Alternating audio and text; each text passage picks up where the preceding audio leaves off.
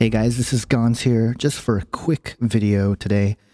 Eric Schmidt, who is the chairman of Google, came out and said the internet will disappear. You'll probably see all kinds of articles posted by RT, Hollywood Reporter, several other news outlets running with this headline that Google chairman Eric Schmidt said the internet will disappear. Well, I know it's a catchy headline, but that's really not what he's talking about, literally disappearing. What he's talking about is actually that the internet is going to change.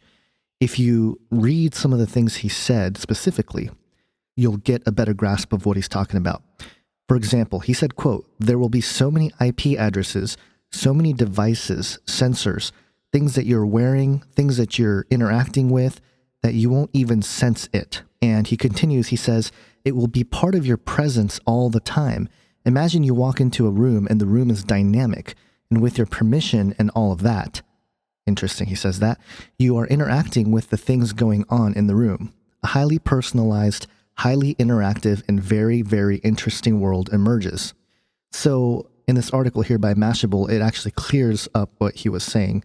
And this paragraph here summarizes it pretty well. It says, Schmidt is using disappear in the sense of becoming so ubiquitous that you won't even notice it. And in one sense, he's right. We are going to see billions more smart devices coming online over the next decade.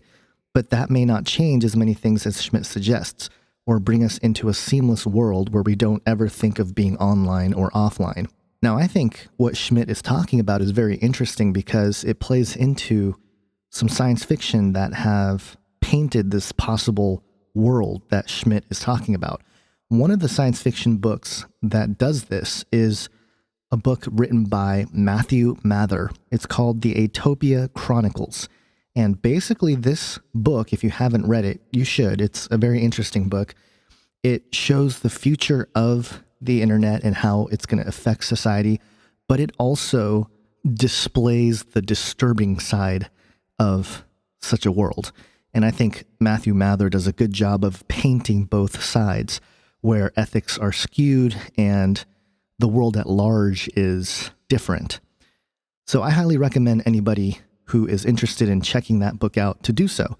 Let me just read a quick description of the book. Quote, "In the near future, to escape the crush and clutter of a packed and polluted earth, the world's elite flock to Atopia, an enormous corporate-owned artificial island in the Pacific Ocean.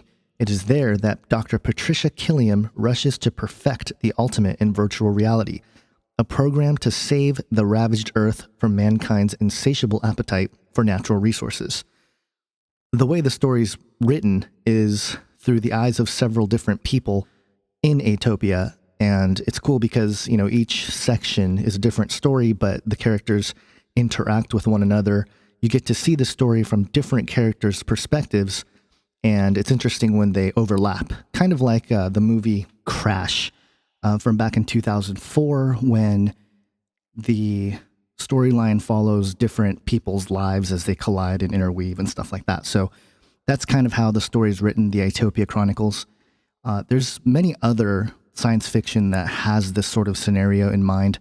I don't want to elaborate on it too much here, but I'll definitely go into some of that, especially in anime. Japanese anime has a lot of that stuff going on. So I'll definitely talk about some of those shows in the future. But for now, I just wanted to point out what the chairman of Google just said about the internet. And interestingly, just as a side note, back in October, Schmidt is quoted as saying that the internet lockdown, basically, the laws that they want to put in place for the internet is going to break the internet. So it's interesting that Google and Yahoo and these other companies are worried about government legislation limiting the internet. But at the same time, it's interesting because they're holding all the cards at the moment. And, you know, different people from Yahoo or Google or these other big internet companies have expressed how they don't want different nations to establish their own internet. They'd rather have a global internet. So things to consider, things to watch out for as we continue to progress towards the return of Christ and see some of the ideas that many people didn't consider as part of biblical prophecy unfold right before our eyes. So all that being said, hope you guys have a good day. Keep reading your Bibles. Take care and God bless.